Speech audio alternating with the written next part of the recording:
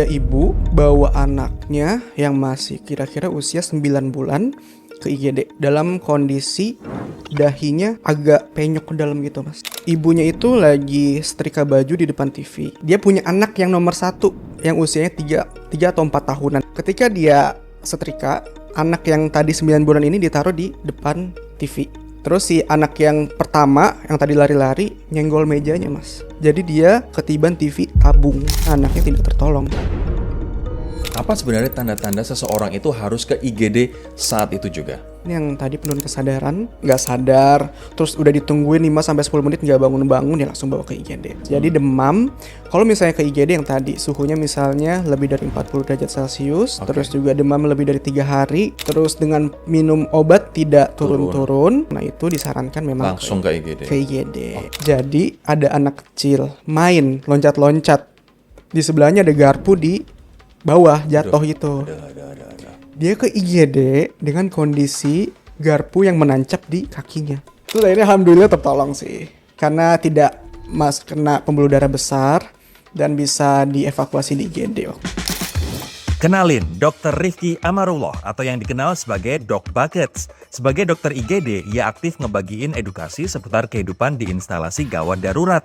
Melalui kontennya, ia ngajak masyarakat lebih waspada, memahami langkah pertolongan pertama yang tepat, serta ngelurusin berbagai mitos tentang penanganan kegawat daruratan. Jangan memberi air minum ataupun apapun lewat mulut pada pasien-pasien penurunan kesadaran. Biasanya itu yang dikasih, air putih, teh hangat, itu nggak boleh? Nggak boleh. Lah kenapa? Apa pelajaran hidup yang dokter dapatin dengan melihat sesuatu yang tidak banyak orang mau lihat dan batas tipis antara hidup dan mati, dok?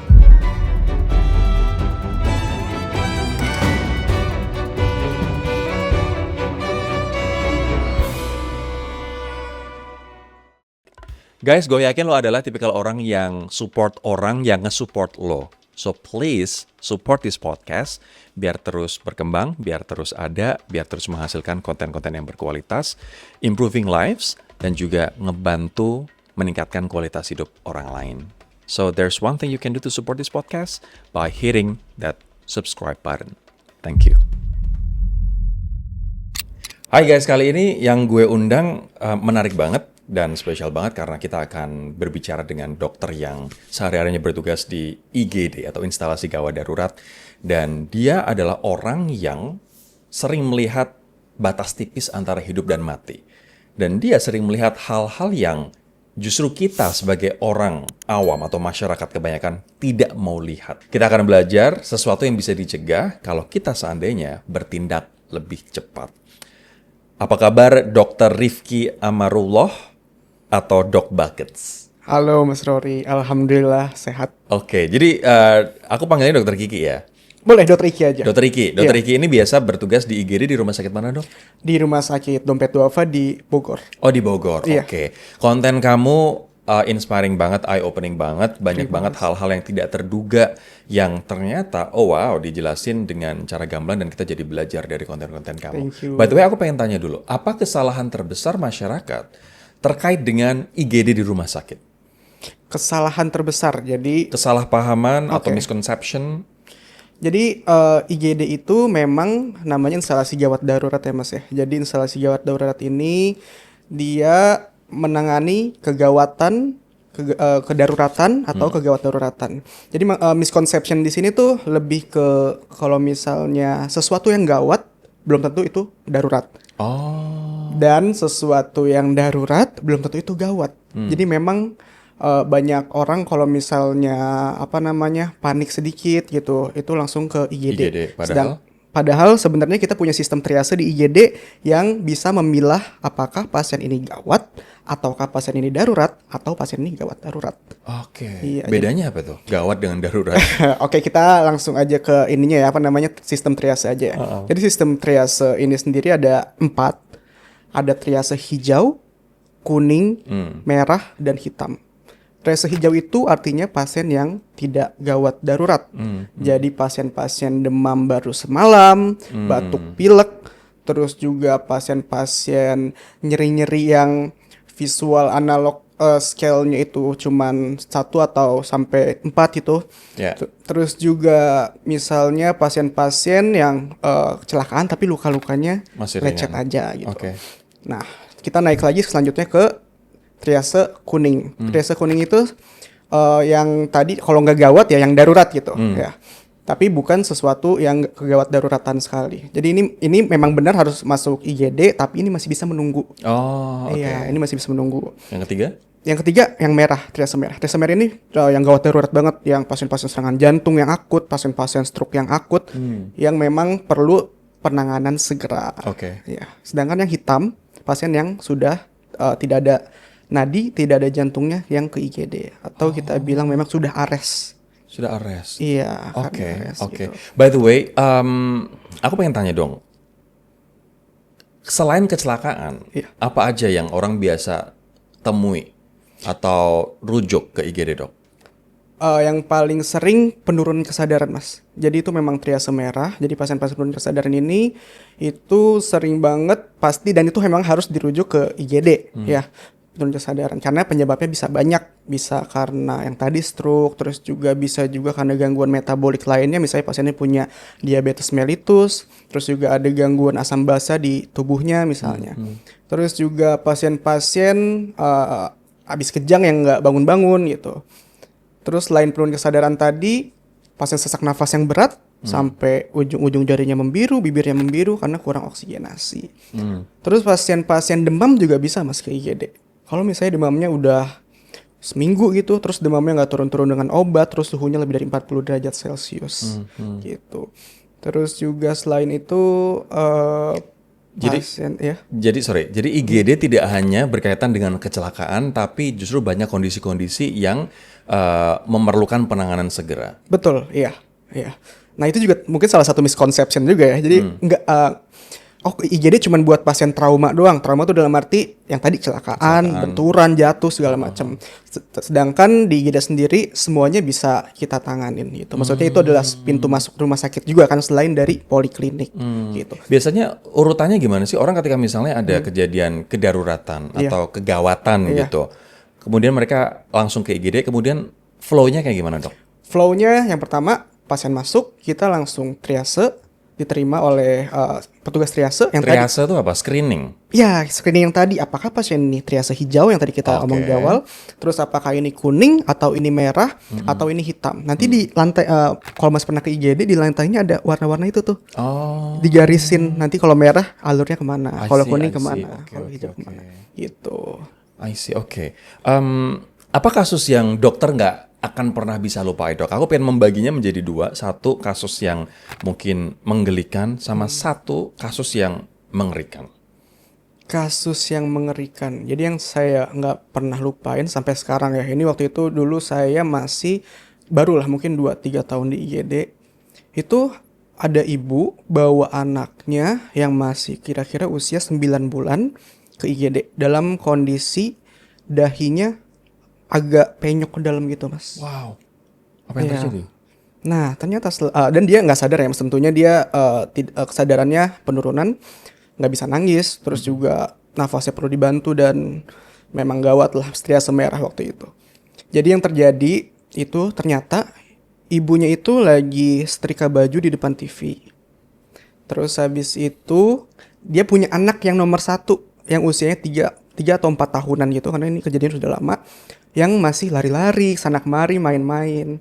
Ketika dia setrika, anak yang tadi 9 bulan ini ditaruh di depan TV. Nah, terus biar anteng gitu maksudnya. Terus si anak yang pertama yang tadi lari-lari nyenggol mejanya, Mas. Jadi dia ketiban TV tabung. Wow. Iya. Dan yang kenapa saya ingat sampai sekarang karena anaknya tidak tertolong, Meninggal akhirnya. meninggal. Iya. Dan sampai kepalanya Ya penyok penyok. gitu. Pendarahan di mana-mana, Dok, waktu itu, Dok? Di kepala sih yang pasti. Wow. Dan memang waktu itu udah satu-satu juga nafasnya. Satu-satu dalam arti udah gasping kita bilang. Ya kayak susah nafas. susah ya? nafas ya. Wow, oke. Kejadian yang sementara yang lucu yang nggak bisa, yang menggelikan, bukan lucu sih, Oke, yang menggelikan menggelikan, yang ya. dokter nggak bisa lupa apa? Ini lebih mungkin bukan pasiennya tapi keluarganya, karena kalau pasien tentu ke IGD pasti dengan ceritanya sendiri-sendiri yang kadang sedih, kadang juga ya aneh-aneh sih. Nah kalau keluarganya tuh waktu itu saya kan kadang suka iseng ya, kadang karena terlalu stressful di IGD saya suka ngobrol sama keluarga pasien. Waktu itu ada seorang perempuan, ibu-ibu, usianya tuh 60 tahunan. Dia diantar sama perempuan juga, usianya mungkin 40 tahunan akhir mau ke 50 gitu. Nah, dia ini wah benar-benar diurusin lah daftar segala macam sama si yang nungguin ini. Terus saya periksa lah ke pasiennya. Pas saya periksa, pasien ini nggak mau ngomong, Mas. Diem aja kayak yang jawab sih yang tadi ibu-ibu yang usianya 50 tahun. Iya, yang nganter itu. Ini demamnya dari kapan? Dari kemarin, Dok, itu. Nah, saya kira ini triase hijau, tapi ternyata demamnya 40,5 derajat Celcius. Jadi kayak oke, ini triase kuning lah gitu karena demamnya tinggi sekali. Terus dia udah minum obat, demamnya nggak turun, terus ada sakit kepala, pusing, terus dia juga lebih banyak bengong gitu. Akhirnya akhirnya saya panggil, udah saya balik ke nurse station, saya panggil si yang nunggunya. Ibu, ini siapanya ibu gitu kan. Gitu. Terus dia inilah kayak dokter kalau saya bilang dokter nggak bakal percaya, dia bilang gitu kan. Nah, apaan sih gitu, berarti apaan sih nih gitu kan. Kok malah so rahasia gitu. Emang apaan, Bu? Saya bilang gitu. Emang ibu siapanya? Saya istri keduanya katanya. Oh wow. Pasiennya kan perempuan. Lah terus pasiennya siapa? Dia istri pertama, Dok. Oh, oke. Jadi kayak oke gitu kan. Jadi ibu ini usianya 60 tahun, yang tadi yang sakit usianya berapa, Dok? 50 tahunan. 50 tahun. Iya. Oh, mereka istri kedua dan istri pertama. Iya. I see. Jadi kayak kalau misalnya memang biasanya kan suaminya yang sakit terus istri pertamanya datang terus nungguin terus nanti dia pulang istri keduanya datang. Biasanya yang saya dapetin kayak gitu, tapi ini saya baru dapet kalau misalnya ada yang seperti itu juga. Berarti mereka sudah berdamai. Sudah berdamai, Dok. Iya. Sudah. By the way, apa pelajaran hidup yang dokter dapatin dengan melihat sesuatu yang tidak banyak orang mau lihat dan batas tipis antara hidup dan mati, Dok? Saya jadi punya pandangan baru tentang kehidupan ya, khususnya tentang melihat gimana kita caranya lebih bersyukur tanpa harus membandingkan diri saya tentunya dengan orang-orang yang saya temuin di kehidupan saya. Artinya, jadi pasien-pasien yang ke IGD itu adalah pasien-pasien yang datang dengan kemalangan ya Mas ya. Jadi kemalangan dalam arti kadang dia antar orang tuanya yang dengan sakit jantung tadi atau anaknya yang kecelakaan. Awalnya saya kayak, saya harus lebih bersyukur dong lihat deh pasien saya nggak sadar, nafasnya susah, sedangkan saya di sini masih berdiri masih bisa menolong orang lain. Awalnya begitu. Tapi setelah saya makin kesini, saya ngerasa itu adalah pola pikir yang salah. Kenapa salah? Karena saya jadi merasa lebih baik di atas kemalangan orang lain itu. Padahal seharusnya yang saya pikirkan sekarang adalah mereka pun juga tidak mau dikasihani sebenarnya. Dan mereka itu sedang berjuang juga di IGD untuk mendapatkan pertolongan, untuk mencari kesembuhan, untuk ikhtiar gitu. Dan akhirnya dari situ saya nggak pernah berpikir seperti itu lagi. Jadi itu juga membuat saya lebih all out untuk menolong pasien-pasien kita tersebut. Sekarang kamu berpikir gimana, Dok? Aku berpikir kalau misalnya aku nggak mau bersyukur, maksudnya aku nggak mau aku nggak mau menjadikan orang lain sebagai tolak ukur aku lebih bersyukur gitu. Oke. Ada peristiwa akhir-akhir ini yang sangat menggerakkan kamu nggak? Yang sangat membuat kamu, gua harus tolong nih orang. Oke. Ini baru kejadian banget kemarin, terus juga memang baru banget lah. Jadi waktu itu kita jam 4 pagi, itu kita lagi agak lenggang lah IGD. Jadi saya ada di depan, terus juga saya lagi ngobrol-ngobrol sama teman-teman. Tiba-tiba ada mobil bak datang. Mobil bak datang, di belakangnya ada pasien, Mas. Wah, saya pikir ini pasien kecelakaan nih gitu kan. Oke, udah biasa lah. Kayaknya berat nih kondisinya karena biasanya kalau udah pakai mobil bak artinya dia nggak bisa pakai transportasi yang lainnya. Ini sesuatu yang memang harus buru-buru dibawa ke rumah sakit. Habis itu diturunin, dimasukin ke triase merah, kita tensi, tanda vital, tiba-tiba ada yang bisik-bisik di belakang saya, security. Dok, ini orang tuanya bapak ini. Wah, ini kan teman saya jaga malam gitu, anaknya ya, teman saya jaga malam, sahabat saya gitu. Berarti ini bapaknya dokter? Enggak, ini bapaknya staf kita di rumah Bapaknya sakit. staf Iya. dokter yang di rumah sakit? Iya. Oh, oke, terus? Nah, dari situ kayak, oke, ini nggak bisa nih, ini nggak bisa kalau misalnya kenapa-napa di IGD kita, karena benar-benar kita harus maksimal pertolongannya. Tapi bukan berarti dia staff juga, artinya kita Iya, walaupun paham. yang lain juga sama aja sih. Paham. Tapi artinya kita punya beban moral yang lebih tinggi di sini untuk karena menyelamatkan ya dia. untuk menyelamatkannya.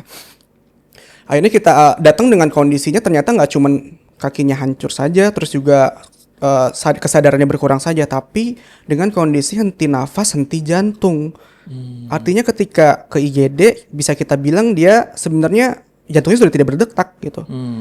Ini kita resusitasi jantung paru, kita pijat jantung dengan semuanya bergerak yang ada di IGD. Terus akhirnya alhamdulillah ada nafasnya kembali spontan. Tertolong. Terus anaknya di sebelahnya udah nangis-nangis. Terus dia juga tahu kalau misalnya kondisinya udah dipijat jantung artinya ya berat gitu dan ada resiko tidak kembali lagi. Kemudian yang bikin sedihnya lagi adalah ternyata bapak ini adalah korban tabrak lari. Jadi dia ini lagi habis sholat subuh membantu menyeberangi salah satu jamaah yang disabilitas. Membantu menyeberangkan jalan gitu ya? Iya. Ini subuh-subuh ya? Subuh-subuh habis sholat.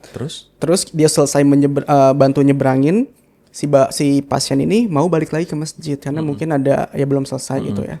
Ini dia balik lagi, dia nyebrang lagi. Nah ketika pas mau balik lagi ada motor dari arah Bogor ke arah Jakarta itu menabrak si pasien ini dan kecepatan tinggi. Dengan kecepatan tinggi dan habis itu motornya jatuh, katanya ada CCTV-nya.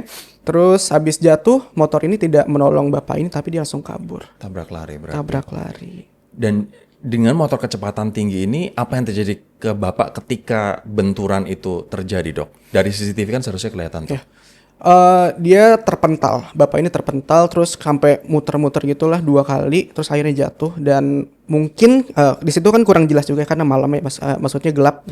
Kakinya tuh hancur sebelah kanan, sama kesadarannya berkurang karena benturan di kepalanya. Wow. Gitu. Tapi akhirnya bisa diselamatkan dengan restitusi jantung tadi. Iya. Kemudian sekarang Masih dalam pemulihan. perawatan. Iya, Tapi kaki kanannya hancur. Iya. Wow. Dan kita bisa bayangkan ini adalah ayah dari sahabat dokter sendiri ya. Iya, benar. Iya. Oke. Pelajaran apa yang dokter dapat dari peristiwa itu, Dok? Yang saya dapatkan memang ketika kita memaksimalkan sesuatu, kita usahakan sesuatu, pasti ada pertolongan dari Allah Subhanahu wa taala, dari yang di atas. Untuk apapun usaha kita itu memang harus ada campur tangan dari Allah sih. Ada nggak peristiwa yang dokter berpikir, ini geser ke peristiwa lain ya, Iya. ya seandainya aja dia datang 30 menit lebih cepat, pasti akan berbeda situasinya. Ada nggak kondisi seperti itu, Dok? Banyak sih. Banyak. Iya, banyak. Jadi kondisi-kondisi seperti ini memang yang sebetulnya dalam hati kita ya, kita nggak mungkin kayak ibu kenapa nggak dibawa dari tadi gitu kan. Dia sedangkan lagi panik itu malah bisa memicu komplain atau yang lain. Jadi memang saya pernah dapat pasien anak kecil datang itu sesak nafas berat. Sesak nafas berat, nafasnya khas. Dia ngambil nafasnya dalam dan cepat gitu. Kita bilang ini ada suatu asidosis metabolik. Asidosisnya karena apa? Karena dia sudah diare selama 3 hari. Oh wow. Dan baru dibawa setelah 3 hari. Iya, 3 hari kemudian. Sedangkan kondisinya dehidrasi berat saat itu sih tidak tertolong. Iya. Oke. Sakit apa ternyata, Dok? Awalnya diare. Hanya diare aja, dehidrasi berat.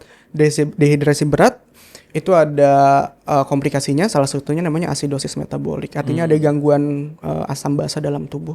Sampai akhirnya tubuhnya menjadi asam dan nafasnya menjadi seperti itu, lama-kelamaan ya tidak bisa dikompensasi. Bisakah itu ditolong kalau misalnya 1 hari lebih cepat aja dibawa ke rumah sakit? Bisa, insya Allah bisa. Itu makanya itu yang kita sayangkan, kenapa memang Apalagi udah jelas ya tanda-tandanya Mas ya. Ya, ya. Dia sesak nafas berat. Yang kedua dia penurunan kesadaran, udah nggak mau nyusu, udah nggak bisa nangis. Jadi kayak kenapa di rumah juga diapain gitu. Sedangkan dia nelen obat aja nggak bisa. Ya. Tapi ini pesan penting banget sih untuk semua masyarakat ya dok. Ketika misalnya 30 menit aja itu sangat berharga. Bahkan I believe 5 menit aja itu tuh sangat berharga. Terlambat 5 menit nyawa bisa nggak tertolong. Makanya ini juga pesan buat gue dan juga teman-teman sih. Ketika ada ambulans lewat, kita prioritaskan mereka. Karena kita nggak tahu orang yang di dalam ambulans itu sedang berjuang. Dan bisa jadi terlambat 5 menit itu nyawa sudah tidak tertolong. Dan bisa jadi 5 menit itu adalah 5 menit yang menyelamatkan nyawa. Kemudian yang kedua, aku juga sering banget ngelihat pejabat marah-marah. Dengan arogannya marah-marah hanya karena bosnya mau lewat, rombongannya mau lewat, kemudian bahkan sampai menyetop ambulans. Ini pejabat-pejabat kayak gini bukan pejabat yang layak sih untuk kita pilih dan kita percaya gitu. Jadi kalau misalnya teman-teman ada situasi di mana ambulans sedang di stop pejabat, kita belain rakyatnya, kita belain warganya, dan jangan biarkan pejabat bertindak semena-mena karena kita nggak pernah tahu. Mungkin yang ada di ambulans itu saat ini tengah berjuang untuk tetap hidup ya dok. Betul. Dok, banyak orang bingung kapan harus ke IGD, kapan cukup ke puskesmas atau klinik. Apa sebenarnya tanda-tanda seseorang itu harus ke IGD saat itu juga? Oke, jadi ini lebih ke gejala ya. Jadi kapan harus ke IGD? Yang pertama, yang paling sering saya dapetin yang tadi penurunan kesadaran. Jadi kalau misalnya penurunan kesadaran ini luas sebenarnya ya, nggak cuman pingsan aja. Jadi tiba-tiba nggak sadar, terus udah ditungguin 5-10 menit nggak bangun-bangun, ya langsung bawa ke IGD. Oke. Terus juga kalau misalnya ke penyakit sebenarnya lebih broad lagi ya. Jadi memang kita harus demam yang mana sih yang misalnya harus ke IGD, demam yang mana yang bisa ke poliklinik atau bisa ke puskesmas. Jadi demam, kalau misalnya ke IGD yang tadi suhunya misalnya lebih dari 40 derajat Celcius, terus juga demam lebih dari 3 hari. Terus dengan minum obat tidak turun-turun. Habis itu ada gangguan-gangguan yang tadi misalnya pasiennya mengantuk, terus juga ada kejang. Nah, itu disarankan memang Langsung ke IGD. Ke IGD. Oke. Kalau untuk yang dewasa, untuk yang itu tadi mungkin konteksnya anak-anak dan juga dewasa. Iya. Kalau spesifik untuk dewasa dok, kayak misalnya jantung, stroke, Oke. atau kondisi yang lain? Jadi kalau misalnya untuk dewasa itu misalnya usianya di atas 40 tahun dengan kondisi nyeri ulu hati yang kita bilang ini kayaknya lambung deh. Lambung deh ini kayaknya, saya dari riwayat lambung. Sedangkan si pasien punya faktor risiko. Faktor risikonya apa? Merokok yang pertama. Yang kedua misalnya obesitas. Yang ketiga dia punya riwayat hipertensi atau diabetes mellitus. Nah, itu lebih baik ke IGD untuk dilakukan elektrokardiografi atau EKG. Jadi kita singkirkan dulu kemungkinan serangan jantungnya, karena ini ramai banget. Berarti walaupun ada misalnya rasa nggak enak di ulu hati, kita bisa langsung ke IGD? Iya, dengan yang tadi ya, dengan catatan ya, faktor-faktor risiko tadi. Oke. Apalagi dok, selain kondisi misalnya kayak jantung atau sesuatu yang kita sering abaikan, tapi seharusnya ini udah langsung masuk IGD nih? Kalau IGD, yang sering diabaikan itu, ini mungkin apa namanya, kalau misalnya kita luka ya. Jadi luka-luka yang udah lama nggak sembuh-sembuh, terus jaringan samping-sampingnya kehitaman. Itu juga baiknya ke IGD, karena kita takutan itu suatu gangren yang sudah nekrotik, jaringannya sudah mati. Oke. Apa efeknya kalau kita nggak ke IGD kalau udah kayak begitu? Efeknya bisa melebar kemana-mana. Iya, jadi yang tadinya cuman kelingkingnya aja, itu bisa sampai naik ke atasnya atau ke sampingnya. Menjalar. Artinya kalau misalnya ada luka nggak sembuh-sembuh, tapi justru malah jaringan di sekitarnya jadi menghitam, itu berarti alarm yang harus segera kita bawa ke IGD ya dok? Iya. Oke, wow. Jadi ngerti sekarang. Dok Iki, apa kebiasaan yang masyarakat mesti ubah? Karena kalau kebiasaan ini diubah, sebenarnya bisa menyelamatkan nyawa dok, terkait dengan situasi kedaruratan dan kegawatan. Kebiasaan yang harus diubah ketika menangani kondisi tertentu. Contohnya nih Mas, jangan memberi air minum ataupun apapun lewat mulut pada pasien-pasien penurunan kesadaran. Oh, biasanya itu yang dikasih air putih, teh hangat itu nggak boleh? Nggak boleh. Lah kenapa? Karena pada pasien-pasien penurunan kesadaran itu salah satu yang memperberatnya itu adalah aspirasi. atau keselak atau tersedak. Ya, jadi kalau misalnya dia belum sadar, kita kasih minum, kita kasih makan, gimana dia mau nelen? Yang ada tuh cairan atau tuh makanan masuk ke paru-paru, malah bikin makin parah kondisinya. Ini penurunan kesadaran tuh kalau pingsan gitu misalnya. Salah satunya. Tanpa kita tahu apa penyebabnya dia pingsan begitu ya, Dok? Ya, Oke, terus apa yang harus dilakukan dong kalau misalnya teman kita pingsan? yang pertama tentu sebelum pingsan biasanya kadang beberapa orang ada yang ngeluh dong mas. Aduh, saya Pusing, kekelengan nih, kelingan. pusing, matanya buram, kunang-kunang, lemes. Itu kita bisa ambil barang yang keras, misalnya tumbler, terus kita suruh si orang yang mau pingsan ini genggam yang kenceng. Untuk biar hey stay with me gitu ya. Enggak, bukan lebih kayak supaya saya baru baca jurnalnya kemarin itu bisa membantu supaya dia nggak pingsan. Oke. Iya. Terus? Terus habis itu yang kedua bisa disilangkan kakinya supaya ini kontraksi otot-otot besarnya. Itu juga mencegah pasiennya buat pingsan. Ini kalau belum pingsan. Kalau sudah pingsan, ya pastinya jangan sampai dia membentur sesuatu, jadi Ya. kita tahan. Terus juga yang tadi biasanya kalau misalnya dia pingsan biasa aja, dia membaik dalam waktu kurang dari 1-5 menit. Kalau tidak membaik, bawa ke rumah sakit atau ke IGD atau vaskes terdekat. Dan yang tadi notes-nya adalah jangan dikasih makan minum lewat mulut kalau pasiennya belum sadar penuh. Itu makan atau minum boleh ketika sudah tersadar penuh. Iya, makanya saya selalu, kalaupun di IGD nih mas, saya selalu bilang minumnya pakai sedotan, jangan biar dia nyedot sendiri. Oke. Gitu. Apa penyebab utama orang biasanya pingsan, Dok? Yang paling sering di IGD adalah hipoglikemi atau gula darahnya rendah. Terlalu rendah gula Iya, darahnya. betul. Oke. Adakah kasus di mana pingsan tapi justru malah tidak tertolong, Dok? Jatuhnya kalau itu ke tadi ya penurunan kesadaran. Iya, jadi memang kegawatan. Jadi pingsan-pingsan yang tidak tertolong itu pada pasien-pasien stroke yang biasanya itu perdarahan di otak. Ternyata ada pendarahan di otak. Tentunya memang dari usia juga berbeda ya. Kalau misalnya stroke kita lihat biasanya usianya pasti lebih tua ya. Jadi kalau misalnya 20 tahun, 25 tahun atau 18 tahun habis upacara pingsan, tentu kita mikirnya dia hipoglikemi dulu, bukan suatu stroke. Bukan suatu stroke. Tapi kalau misalnya sudah tua usianya, terus juga ada riwayat merokok, darah tinggi, gula darahnya tinggi atau rendah, atau ada riwayat gula. Nah, baru kita mikir ke arah neurologik yang tadi, atau yang kedua metabolik. Oke. By the way, ini fenomena yang aku sering lihat karena beberapa kali aku harus nganterin saudara ke IGD ketika bulan Ramadan. Apakah memang betul bulan Ramadan itu justru malah yang ke IGD lebih sedikit, sementara setelah Lebaran atau pada waktu Lebaran justru lebih banyak, Dok? Iya, betul. Apa penyebabnya? Ini saya juga pernah nyari jurnalnya, ternyata banyak yang meneliti ini, Mas. Ya, banyak sekali yang meneliti ini. Rata-rata memang rumah sakit di Timur Tengah, tentu karena kebiasaan puasa Ramadan itu lebih banyak di daerah sana kan. Yang pertama, memang puasa sendiri sebenarnya menyehatkan, ya. Jadi memang ibaratnya sistem angkut sampah di tubuh kita ketika puasa ini itu lebih aktif justru dibanding ketika kita tidak sedang puasa. Terus juga yang kedua, usus kita ibaratnya juga lebih jadi usus kita bilang kan usus salah satu itu adalah otak kedua ya. Jadi ususnya lebih sehat ketika puasa.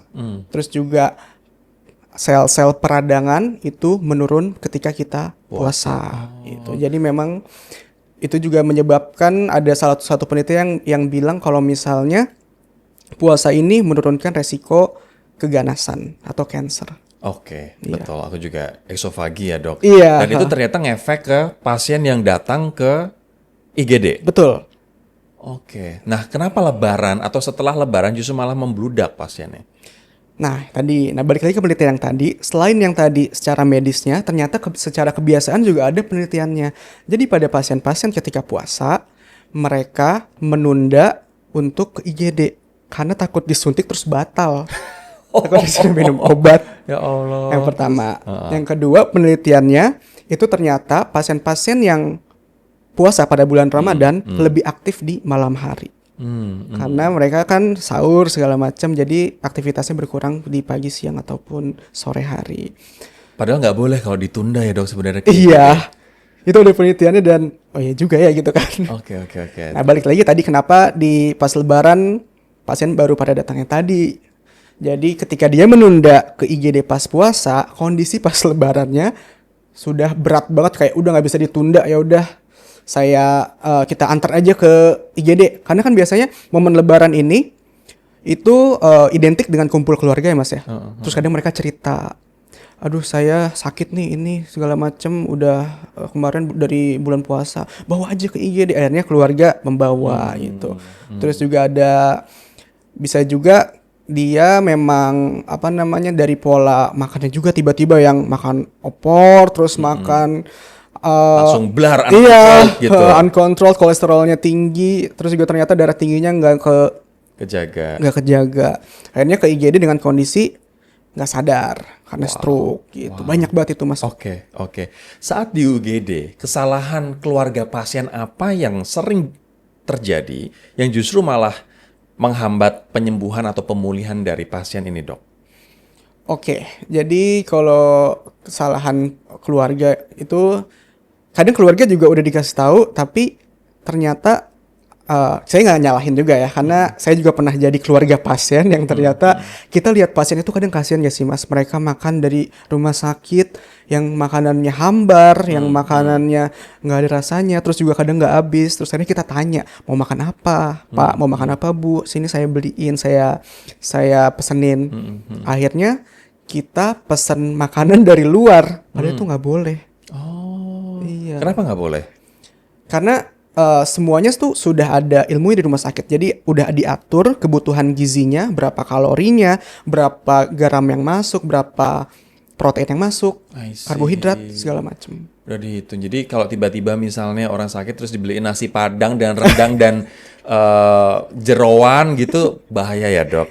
Bahaya. Apa itu sering dilakukan oleh keluarga pasien? Mas saya pernah ini masih di IGD dan kayak sampai sekarang saya masih ingat banget karena saya agak kesel juga dan kecewa gitu sama keluarga dan pasiennya ya. Jadi pasien ini datang Mas, kondisinya kurus kering gitu. Keluhannya cuma lemes aja. Dia punya diabetes tipe 2 dan dia bilang selama ini tidak minum obat. Oke. Di IGD saya cekin gula darahnya, wah 550 Mas. Wow. 550. Oke, akhirnya kita Sorry, normalnya berapa Dok? normalnya biasanya di bawah 140. Bawah Gula darah 140, ini sewaktu. 550. Iya, 550. Gokil. Saya bilang, wah keren banget, kondisinya masih sadar penuh, ngobrol biasa, masih bisa ketawa-ketawa. Sedangkan pasien-pasien yang biasanya saya temuin, gula darah segitu udah nggak sadar, udah ngorok, udah napasnya cepat dan dalam. Akhirnya saya kasih tahu lah, kok bisa setinggi ini gulanya, gimana ya? Saya soalnya nggak berobat Dok gitu. Istrinya yang ngomong nih, bapaknya biasa Dok, susah dikasih tahu. Oh ya udah biasa lah itu kan. Oke. Kita masukin obat, kita konsultasikan ke dokter penyakit dalam, harus masukin insulin di IGD, kita masukin. Habis itu saya balik ke nurse station. 30 menit kemudian saya datang lagi. Dia lagi ngapain coba Mas? Lagi makan nasi padang. Dengan lauk yang aneka macam. Iya, dengan lauk. Wah, saya marah banget di situ. Saya kecewa sama keluarga dan pasiennya, kayak, ibu gimana sih, udah kita usahain gitu, udah kita tolong, tapi ibu nggak mau dengerin kan. Saya udah bilang jangan makan dulu, kalau mau makan bilang dulu. Ya Dok, ini si bapak emang susah Dok gitu, nggak bisa dibilangin. Oke. Tapi ini no offense untuk nasi padang ya teman-teman. Karena kalau kita makan sehat itu juga nasi padang menurut aku kalau kita pintar memilih dan memilah juga bisa sehat. Dan kita tahu porsinya. Dan kita tahu kondisinya. Ini tadi situasinya pasien gula darahnya 550 dan makan tanpa izin dokter. Dan gitu. di IGD. Dan di IGD. Makan nasi padang pula gitu. Wow. Terus kemudian apa yang terjadi dia?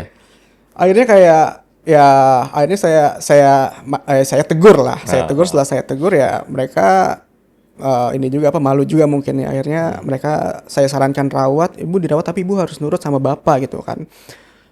Terus ya udah saya obrolin dulu gitu biasa. Setelah saya kasih waktu, saya balik lagi, saya mau pulang aja Dok, mau kontrol poli aja. Tapi nggak pernah datang. Nggak pernah datang. Iya. Itu berarti meremehkan kondisi sebenarnya dong. Betul. Iya. Oke. By the way, sekarang aku pengen bergeser ke masalah anak. Ini buat buat orang tua, entah ayahnya atau ibunya, ini penting banget segmen ini karena ini berkaitan dengan anak. Orang biasanya berpikir bahwa rumah itu adalah tempat paling aman untuk anak-anak, Dok. Tapi when it comes to kids, apakah justru malah kecelakaan paling banyak terjadi di rumah, Dok? Saya setuju sih dengan statement itu ya. Jadi sesuatu yang kita bilang harmless di rumah itu belum tentu harmless di hadapan anak-anak. Ini Ya. selain cerita soal TV tadi, Iya. ada peristiwa apa lagi yang dokter temui? Ya masih saya ingat sampai sekarang itu ini sedih banget sih Mas. Jadi kayak waktu itu tuh ada seorang ibu yang bawa kedua orang anaknya dalam kondisi tidak sadar dan mulutnya berbusa. Oke. Yang satu usianya 2 tahun, Mhm. yang satu masih usia mungkin 10 bulanan ya. Mhm, mhm. Atau setahunan gitu, saya agak lupa karena kejadian sudah lama. Nah, jadi ditinggal neneknya memasak, Mas. Hmm. Neneknya memasak, si kedua anak ini ditaruh di kamar. Hmm. Ditutup pintunya. Mereka main lah berdua. Ternyata nenek ini naro bubuk anti nyamuk gitu di bawah kasur. Wow. Terus? Bubuk anti nyamuk ini dimakan oleh kedua anak Anak ini. tersebut. Terus? Datang ke IGD dengan kondisi keracunan hebat, mulut berbusa, nafasnya sesek, tidak sadar, dan akhirnya perlu penanganan lebih lanjut, sempat dirawat juga di rumah sakit, sampai akhirnya harus dirujuk dan salah satunya tidak tertolong. Wow. Wow. Padahal kalau kita berpikir dari POV orang tua atau mungkin nenek kakeknya, mereka sudah berusaha membuat situasi seaman mungkin. Iya. Ya kan? Di kamar, Iya. ditutup, Iya, tidak ada jendela terbuka. Iya. Seharusnya kan mungkin merasa aman, tapi ternyata hal-hal yang tidak kita nyana, kita duga, Iya. justru malah bisa berbahaya ya. betul. Apalagi Dok, selain misalnya tadi anti nyamuk, bubuk anti nyamuk, apalagi? Oh, ada juga nih.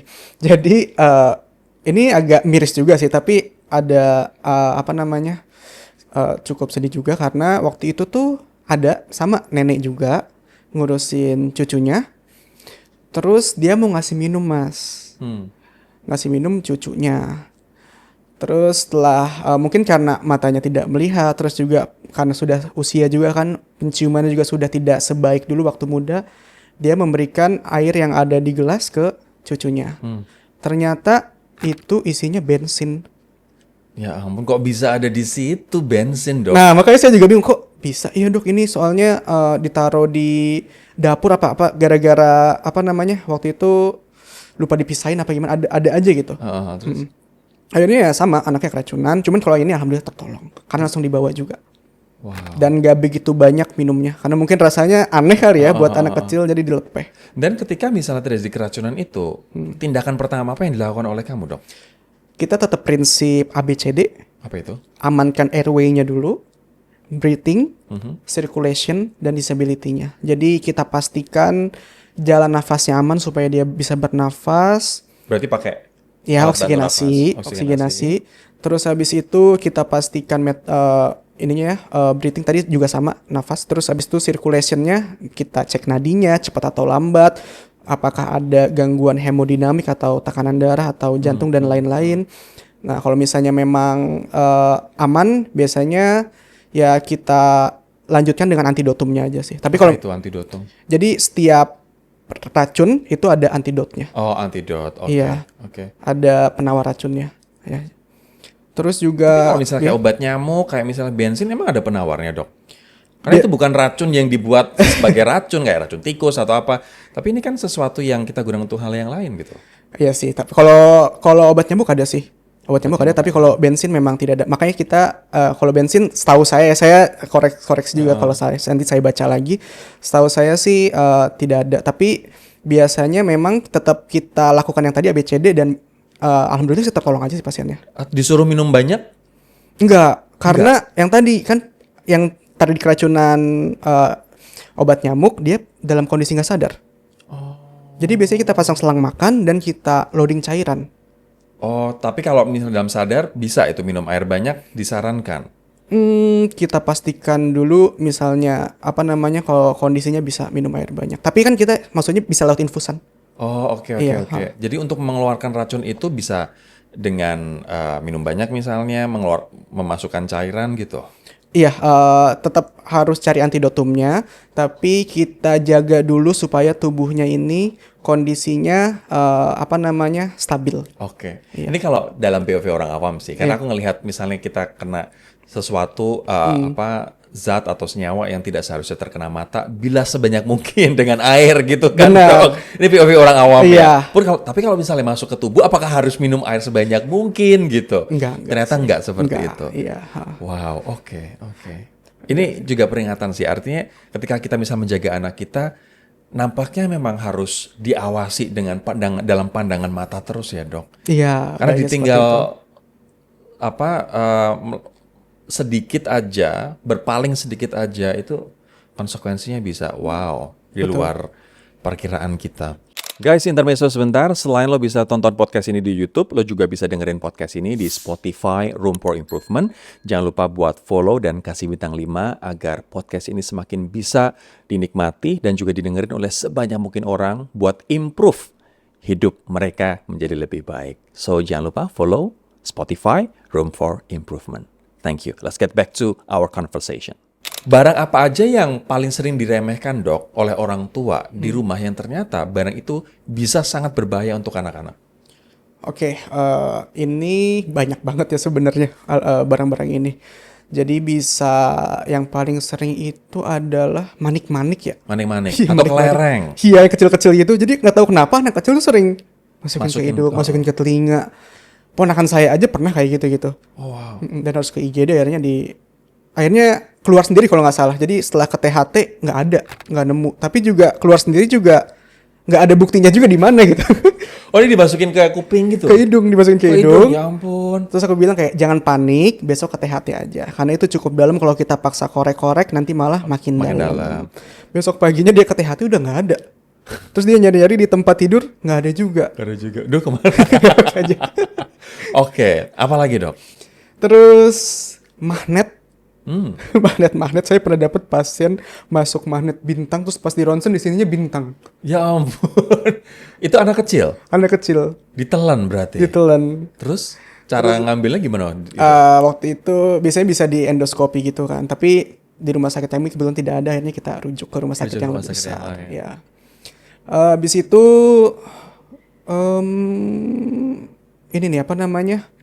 Sendok, garpu. Oh, garpu, iya. Garpu? Ini juga terjadi? agak aneh ya, maksudnya Iya, agak di luar nalar. Jadi ada anak kecil main loncat-loncat, di sebelahnya ada garpu di bawah jatuh gitu. Aduh. Dia ke IGD dengan kondisi garpu yang menancap di kakinya. Literally garpu besi yang nancap gitu. Lompat-lompat ke situ. Iya, jadi kayak saya ada fotonya, nanti saya tunjukin. Terus akhirnya alhamdulillah tertolong sih, karena tidak kena pembuluh darah besar dan bisa dievakuasi di IGD waktu itu. Aduh, bahaya sekali ya kalau misalnya barang-barang ini tidak kita perhatiin dan ada anak kecil ya, Dok. Betul. Apalagi, Dok? Jendela yang terbuka atau misalnya dapur yang orang tua sedang memasak atau Oh ya, orang tua yang sedang memasak juga perlu, kalau bisa jangan ada anak-anak di sekitarnya, karena banyak luka bakar yang kena air panas, air mendidih, atau minyak. Bahkan. Gitu. Yang terakhir sih saya dapat pasien anak kecil, Mas. Kalau ini bukan karena kelalaian ya, dia sebenarnya anak yang baik. Dia membantu orang tuanya berjualan. Jadi dia bantu orang tuanya berjualan fried chicken gitu, ayam goreng, beserta es cekek gitu. Usianya masih 9 tahun. Terus saat itu ibunya pergi untuk bekerja. Jadi warungnya dijagain oleh si anak 9 tahun ini. Nah, entah kenapa kompornya waktu itu tiba-tiba jadi gede gitu, Mas, apinya. terus? Dia kebingungan karena dia panik, akhirnya minyak panas yang buat goreng fried chicken tadi jatuh ke kakinya. Aduh. Dan baru dibawa ke IGD 10 hari kemudian. 10 hari kemudian. Iya. Kondisinya udah hitam, kondisinya semuanya. Maksudnya hitam ini dalam arti jaringannya udah beberapa ada yang mati. Masih bisa ditolong nggak? Alhamdulillah dilakukan operasi dan hasil operasinya baik. Hasil operasinya baik. Kakinya masih bisa ditolong berarti? Masih bisa, ya. Kenapa harus nunggu 10 hari? Apa yang ada di pikiran mereka? Karena mungkin saat itu mereka bilang kita nggak pernah tahu ya ini yang disampaikan adalah suatu kebenaran atau memang defense aja. Tapi ya dia bilang sudah berobat sebelumnya, tapi nggak ada yang nyuruh ke IGD gitu. Wow, padahal itu adalah kondisi di mana harus segera dikirim ke IGD ya dok? Ya, itu. Kesalahan pertolongan pertama yang paling sering dilakukan oleh orang tua yang justru memperparah kondisi anak dok? Ini pada pasien-pasien anak sering banget terjadi kejang demam kan. Jadi ketika demam si anak ini kejang. Nah, ada mitos di luar sana yang masih beredar sampai saat ini kalau anak yang kejang diberikan kopi Oh iya? ketika kejang. Iya, ini masih terjadi. Terus? Itu menyebabkan tadi aspirasi. Kopi yang tadi masuk ke mulut si anak itu tidak masuk ke pencernaan, akhirnya masuk ke pernafasan. Akhirnya kondisinya berat, memperberat kondisi kejangnya sampai IGD kita ronsen ternyata dia ada pneumonia aspirasi, infeksi paru karena si kopi tadi. Aduh, malah lebih. Dan itu banyak kejadiannya. Banyak sampai saat ini. Aku dulu waktu kecil aku juga step dok, Oke. kejang gitu. Iya. Tapi aku nggak ingat apa yang dilakukan oleh orang tua aku pada waktu itu. Tapi masih banyak orang yang justru malah memberikan kopi. Masih. Apa Iya. yang harus dilakukan ketika anak kejang? Ketika anak kejang itu pastikan sekitarnya aman tentunya. Jadi jangan ketika anaknya lagi main di dapur gitu, kita lagi masak terus anaknya kejang terus kita diemin di dapur situ. Jangan, kita pindahkan ke permukaan yang rata yang kondisi sekitarnya aman. Itu yang pertama. Yang kedua, longgarkan pakaiannya. Jangan sampai dia pakai baju kerah yang cekek gitu. Kita longgarkan. Yang ketiga, jangan ditahan gerakan kejangnya, kita biarkan. Terus kita pastikan kalau misalnya tidak ada yang masuk ke mulut. Ya, jadi artinya kalaupun ada ya, muntahan apa segala macam kita miringkan supaya muntahannya keluar tidak masuk lagi ke dalam. Oke. Nah, habis itu kita videoin kalau bisa ya. Tapi kalau lagi kondisi panik itu mungkin agak sulit. Susah. Kenapa harus divideoin? Nanti ketika kejangnya tidak berhenti atau misalnya ketika dalam perjalanan ke vaskes sudah berhenti, bisa ditunjukkan ke dokternya. Ini kejangnya seperti ini loh dok. Gitu. Karena tipe kejang berbeda-beda dan itu mempengaruhi diagnosanya dan penata laksanaannya. Tapi nggak ada langkah awal yang bisa dilakukan, misalnya kompres kah, atau misalnya ya selain dimiringkan tadi ya, atau Iya. misalnya I don't know, apa kayak dikipas-kipasin biar nggak panas atau oke. apa gitu, ada nggak dok? Enggak sih, yang penting untuk keselamatan yang tadi. Sama yang ada lagi yang terbaru itu, dulu kan kita sering masukin sendok atau segala macamnya. Apalah itu benda-benda buat supaya katanya biar lidahnya nggak tergigit kan. Nah itu udah nggak disarankan. Udah nggak disarankan. Nggak disarankan. Artinya gimana dong biar lidah nggak tergigit? Tidak akan tergigit. Tidak akan tergigit. Iya, jadi jangan masukin sesuatu gitu. Oke. Ada nggak dok kasus anak yang membuat dokter sedih yang seharusnya ini seharusnya bisa dicegah nih, tapi kok ya terjadi gitu? Oke, kalau kasus anak yang kayak gitu juga ini nih ada lagi mas. Jadi pada anak-anak yang tadi dikasih kopi salah satunya, terus juga yang kedua itu ini apa? Waktu itu ada musim ini mas, musim prank-prank gitu. Oh, Iya, video prank, video-video gitu-gitu, prank sama kayak J&J gitu ya. ya. Terus? Jadi waktu itu yang video yang nyetop truk itu mas. Oh iya. Ingat nggak? Iya. Oh. Jadi dia anak ini usianya kurang lebih berapa ya? Aku lupa. Pokoknya dia masih sekolah SD. Udah lama kejadiannya karena waktu itu masih musim prank-prank nyetop bis itu. Entah kenapa dia ikut sama teman-temannya nyetop si truk ini. Pas nyetop truknya nggak bisa ngerem, anak ini tertabrak. Habis itu teman-temannya pergi, anaknya ditinggal di tengah jalan, dibantu sama warga sekitar, dibawa ke IGD. Kenapa saya masih ingat sampai sekarang? Karena saya harus inform consent keluarganya kalau misalnya kedua kaki anak ini harus diamputasi. Gitu. Itu sedih banget sih, kayak masa depannya masih panjang, Iya. tapi Gara-gara prank itu ya. Tapi jadi tertolong nyawanya mas. nyawanya tertolong, tapi ya itu dia kehilangan kedua kakinya. Wow, oke. Dok, sekarang aku pengen tanya dari sisi kamu as a person dan sebagai dokter yang sehari-hari bertugas di IGD. Dipertemukan dengan momen antara hidup dan mati. Sekarang kamu melihat hidup kamu kayak gimana dok? Aku melihat hidup aku tuh apapun yang kita lakukan tuh kayaknya apa ya? Ya tipis aja garisnya gitu loh ke kematian. Jadi kematian itu bisa datang kapan aja. Terus juga kita lagi ngapain aja. Jadi sekarang aku tidak banyak memikirkan sesuatu. Jadi aku udah pasrah aja, aku ikhlaskan. Aku serahkan semuanya sama Allah Subhanahu wa taala.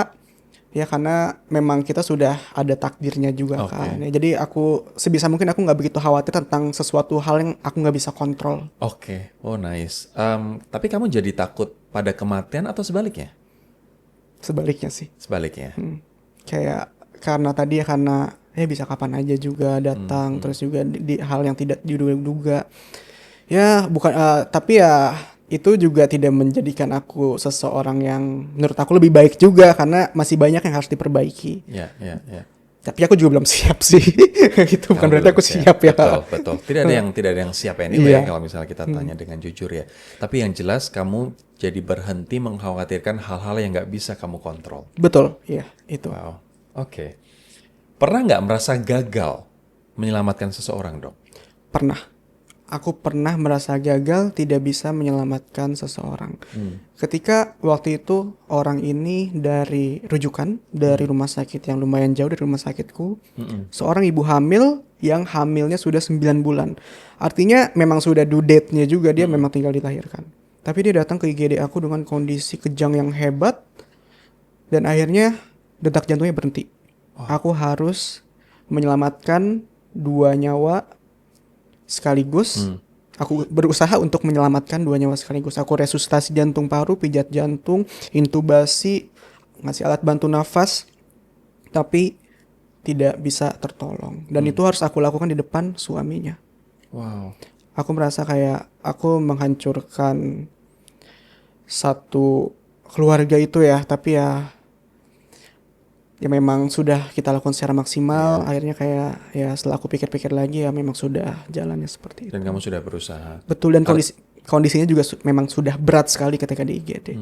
Ibunya dan anaknya dua-duanya tidak tertolong. Iya, tidak tertolong. Kita bisa membayangkan hancurnya hati seorang suami dan ayah. Iya. Dengan kondisi seperti itu ya. Apa yang dokter sampaikan ke suaminya? Aku sampaikan kalau misalnya Bapak, ini saya sudah lakukan semuanya sesuai dengan SOP-nya, sudah maksimal, cuman ibu dan dede bayinya tidak tertolong. Saya turut berduka cita ya Pak, innalillahi wa inna ilaihi raji'un. Dengan waktu itu suara saya sangat bergetar dan saya juga sangat sedih banget itu ya. Pasti. Gitu sih. Kalau boleh tahu apa yang terjadi dengan ibu, kok bisa sampai kejang begitu di hamil tua? Jadi ibu ini menderita kondisi yang namanya eklamsi. Apa itu, Dok? Eklamsi itu adalah salah satu komplikasi dari kehamilan. Jadi ada penyakit namanya preeklamsi. Jadi kondisi darah tinggi pada ibu-ibu hamil. Oke. Ditandai dengan urinnya itu ada proteinnya. Oke. Terus juga biasanya tensinya itu di atas 160. Dia ada pusing, sakit kepala, matanya kunang-kunang, terus nyeri ulu hati. Sama kakinya biasanya bengkak. Nah, biasanya kita intervensi ketika sudah ada kondisi preeklamsi ini. Kalau kondisinya makin berat, kondisi preeklamsi ini bisa jatuh ke kondisi tadi eklamsia, kejang. Atau HELLP syndrome, sindroma yang satu sindroma juga komplikasi dari si preeklamsi. Artinya kalau sudah tanda-tanda preeklamsi tadi Iya. yang tadi dokter sebutkan, Iya. buru-buru aja dibawa ke rumah sakit, Dok. Iya, kalau bisa memang kalau tadi sih tensi tinggi ya. Kalau misalnya ada riwayat tensi tinggi atau kondisinya tensinya tinggi ketika sedang hamil ya buru-buru ke fasilitas kesehatan. Oke. Soal kamu sendiri sekarang, gimana cara kamu menjaga kesehatan mental? Setiap hari dar-der-dor, setiap hari kamu harus menghadapi antara kesedihan, mungkin juga kelegaan, mungkin juga penyesalan, mungkin juga sesuatu yang mengerikan, Dok. Kamu sendiri jaga kesehatan mental kamu gimana? Oke, ini agak deep juga ya. Jadi memang kesehatan mental saya sendiri itu saya juga masih belajar ya saat ini ya. Jadi sebaiknya seperti apa, terus juga somehow saya juga ke psikiater sebenarnya dengan kondisi GAD, General Anxiety Disorder, yang memang dicetuskan juga karena tadi yang sudah saya lewati semuanya. Cuman itu tidak menjadikan diri saya menjadi tidak capable untuk jaga di IGD juga. Artinya tetap di Tetap terapi bisa. dan ada CBT-nya juga, cognitive behavioral therapy. Cuman apa yang saya lakukan, yang gampang saya lakukan adalah kenapa bisa muncul Doc Buckets ini? Sebenarnya itu adalah journaling. Saya Itu menulis. terapi kamu. Iya, saya menulis. Terus juga saya mungkin beberapa orang menulis di diary-nya, tapi saya menulis waktu itu awalnya di TikTok dengan ya seadanya aja kayak orang bikin story dengan tulisan acak-acakan.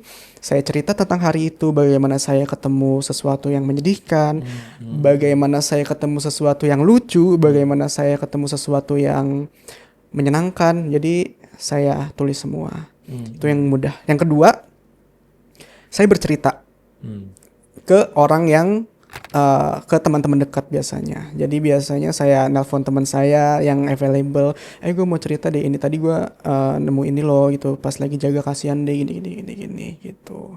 Jadi intinya apa yang ada di dalam diri saya ungkapkan. Kalau Harus itu dikeluarkan. ya kalau itu berat, apalagi kalau itu berat ya. Jadi itu memang harus diungkapkan. Dengan kamu journaling, dengan bikin konten di Doc Bucket ini, setelah kamu melakukannya, apa yang kamu rasain, Dok? Aku lebih lega sih. Sama aku setelah bercerita ke orang banyak, bercerita ke sahabat aku lebih lega dan tidurku lebih nyenyak malamnya. Lebih banyak. Iya. Apakah kamu akan terus menjadi dokter yang berjaga di IGD?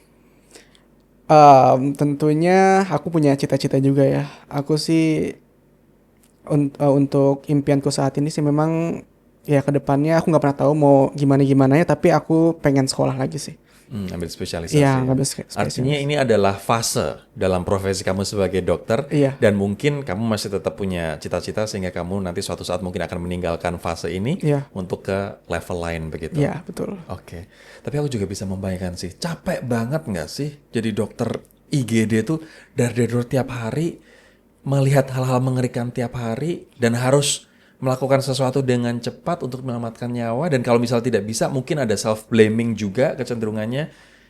Itu betapa melelahkannya sih. Iya. But thank you for being you ya, Dok. Thank you juga Thank you. udah berkontribusi buat masyarakat menjadi dokter Amin. di Terima kasih. IGD. Oke, sekarang kita ada di rapid fire question. Ini adalah segmen terakhir. Aku pengen tanya cepet, jawab cepet. Oke. Tapi along the way kita nanti mungkin akan elaborate kalau Sorry. ada sesuatu yang pengen kamu elaborate ya. Iya. Kalimat yang paling bikin dokter IGD langsung waspada saat pasien datang. Dok, kok nggak bisa pakai BPJS? Itu kamu langsung panik, Dok. Iya. Kenapa? Ada cerita apa? karena aku harus ngejelasin alur BPJS yang which is itu sebenarnya bukan kerjaan aku. Kerjaan kamu. Iya, kayak dan sebenarnya dia sudah dijelaskan juga di depan, tapi somehow kadang tidak menerima karena merasa sudah membayar segala macam. Iya, oke. Dan akhirnya aku harus jelas-jelasan lagi dengan kecenderungan komplainnya tinggi. Oke. Dan aku harus ngerjain sesuatu yang bukan kerjaan. Bukan SOW kamu, scope Iya. over kamu ya. Oke. Tapi itu walaupun kondisinya udah sekarat, Dok ini kok nggak bisa pakai BPJS gitu, atau keluarganya sih? Keluarganya. Keluarganya. Dan kalau sekarat nggak mungkin nggak bisa pakai BPJS. Oke. Iya. Oke. Lucu banget. Satu hal yang kamu akhirnya sadari nggak boleh kamu lakukan. Nggak boleh kamu lakukan sebagai dokter IGD ketika jaga apa, Dok? Punya pikiran-pikiran aneh dalam arti misalnya kok hari ini nggak ada pasien jantung ya? Apa yang terjadi biasanya? Iya, pasien jantung masuk semua habis itu. Banyak. Iya. Wow. Bisa 4 atau 5. Serius? Iya. Itu terjadi sekali atau beberapa kali? Beberapa kali. Nggak cuma itu. Kayak kok hari ini nggak ada pasien anak ya? Habis itu pasien anak datang semua. Oh, wow. Jadi Hati-hati dengan pikiranmu ya. iya, iya betul. Jadi memang mungkin banyak malaikat ya di situ. Jadi doanya baik yang diijabah. Jadi aku berusaha berdoa yang baik-baik khususnya buat kesembuhan pasien. Sekarang doamu gimana? Doaku di sini, doaku kayak ya Allah semoga apa ya? Coba dimalu ya. Gak apa-apa. Ya sehat, panjang umur, aku bahagia, Oke. banyak rezeki. Oke. Iya. Nggak, tapi kalau doa untuk keseharian mungkin Semoga nggak ada kejadian yang aneh-aneh atau apa gitu. Iya, semoga tentunya ketika itu sebelum datang aku bilang aku berdoa kepada Allah semoga tidak ada kejadian yang aneh-aneh. Hari ini masyarakat sekitar sini sehat semua saya bilang. Amin. Jadi nggak ada yang datang ke IGD. Nggak ada datang ke IGD. Ini di Bogor ya, by the way. Oke, penyakit yang paling sering dikira masuk angin padahal bisa mengancam nyawa apa, Dok? Jantung. Serangan jantung. Tanda-tandanya apa? Nyeri kadang nggak spesifik ya mas, nggak enak di dada. Oke. Iya, aduh dada gue nggak enak nih gitu. Aduh, nyeri ulu hati nih, apalagi lambung gitu kan. Terus ke IGD ternyata serangan. Itu sering, apalagi usianya di atas 40, riwayat ngerokok tadi, sama punya darah tinggi atau gula. Oke. Obes juga. Satu kebiasaan orang Indonesia yang paling ingin kamu hentikan mulai besok, Dok. Merokok. Merokok. Iya. Karena itu efeknya kemana-mana. Banyak Betul. pasien kamu yang masuk IGD gara-gara merokok, Dok? Banyak sekali. Ya, nggak cuman yang tadi jantung doang.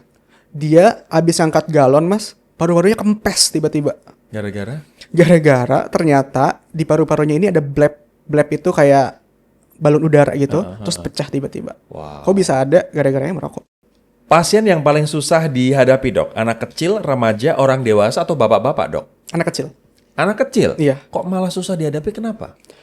Kita nanya keluhan, nggak mungkin, maksudnya bisa aja dijawab anak kecilnya sih. Tapi kalau misalnya dia terlalu kecil, tentunya dia nggak bisa Susah. nyampein. Jadi orang tuanya yang menjawab. Oke. Nah itu kita harus pinter-pinter banget nanyanya seperti apa, kebiasaan-kebiasaannya, terus juga kita harus benar-benar teliti. Meriksa pasien. Kalau bapak-bapak? Kalau bapak-bapak ya tinggal kita tanya aja sih. Enggak, tapi ngeyelnya gimana? Biasanya bapak-bapak paling ngeyel, Dok. Ada ya bapak-bapak yang ngeyel, ibu-ibu yang ngeyel juga ada. Tapi?